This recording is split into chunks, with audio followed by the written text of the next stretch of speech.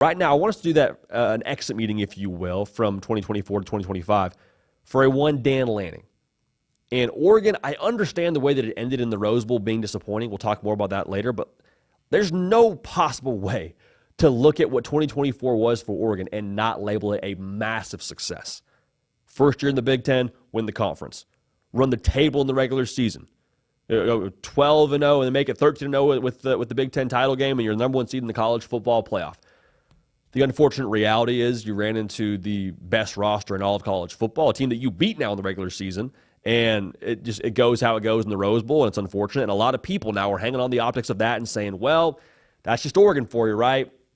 Isn't that just Oregon? Like Dan Lanning, they do great in the regular season, then the postseason rolls around and they can't hang.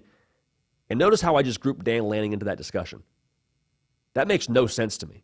Like, I understand that people are upset with Oregon in the way that they have maybe whiffed at points in the modern era, if you're a college football fan, when it comes to some of these big postseason spots. But Dan Lanning wasn't a part of that. If you look at Dan Lanning, what he's done at Oregon, it's just a steady trajectory upwards like a Delta airplane taking off. Like every single year, they improve on their win total.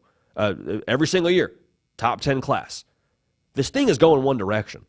So to be impatient with Dan Lanning and say, I don't know if Oregon's really like that. I don't know if he's really the guy. I don't know if, Oregon's got this narrative around them. The Oregon narrative is the Oregon narrative. It's not Dan Lanning's narrative.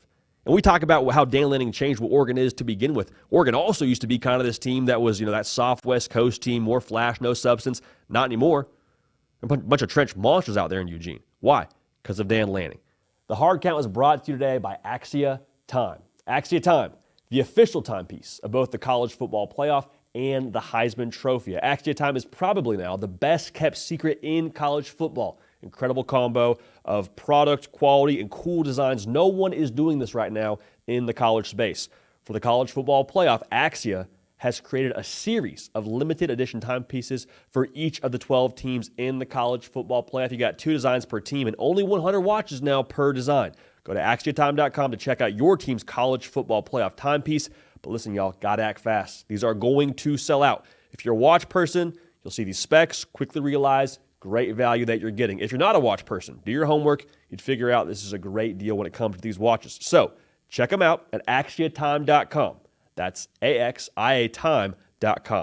Commemorate this season in style with a watch that tells so much more than time. So I hate the 30,000-foot view of the optics of, well, they got boat raced by Ohio State, same old Oregon. No, not same old Oregon. Brand new Oregon.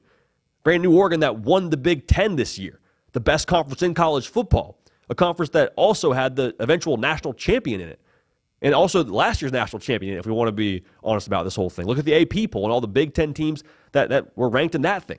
Like, Oregon is a real deal team with staying power, operation with staying power, program with staying power, whatever other label you want to put on them as to what they are, they got staying power. And so the tough part around how Dan Lanning is being perceived or being talked about right now, it's very much so like people in the South posting their engagement photos on social media. There's a certain way it looks, and there's a certain way that life really is. Like, the way that it looks is, oh my gosh, they're so happy, it's perfect, it happens so fast, they must be doing amazing. They might be doing amazing, but it's not how winning a national championship works. It's not just, oh, it happened so fast, it must be perfect, it must have just been smooth sailing for them the whole time. It's not real life. Like, we as college football fans, especially in this generation, when we craft this narrative around what Oregon football is, it's so warped because we saw multiple coaches win multiple national titles. Like, Nick Saban did his thing, Dabo Swinney won 2, Kirby Smart won 2, and so we're like, wow, it must be that easy. That must be how it is. That's not reality. It's not the social media picture-perfect post that you put up there. It's a thing that takes a long time, dude. Like Kirby Smart, I just told you, he won 2. There was a minute where he was being questioned as to could he win the big game before he won those 2. It took him 6 years at Georgia. Ryan Day just got the monkey off his back, won his first. It took him 6 years. Jim Harbaugh coached 13 years in college football before getting his first. 9 at Michigan. Had a pay cut, dude. It reduced my guy's contract when it comes to what he was making. Fights back, wins a national championship. Dabo Swinney took him 8 years at Clemson before he won one. So Dan Lanning, he's in his 3rd year at Oregon. Not even 40 years old yet. To define what he is as a head coach or to craft this narrative around what Oregon football is based on who Dan Lanning is. It's so useless and so just, again, not based in reality. Oregon's going to be a player here for a long time.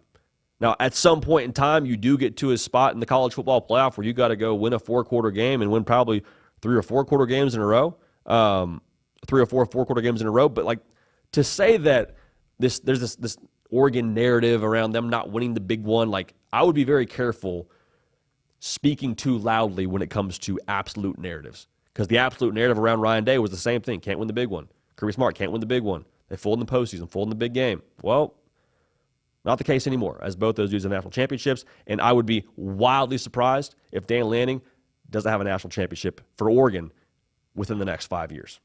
Full stop.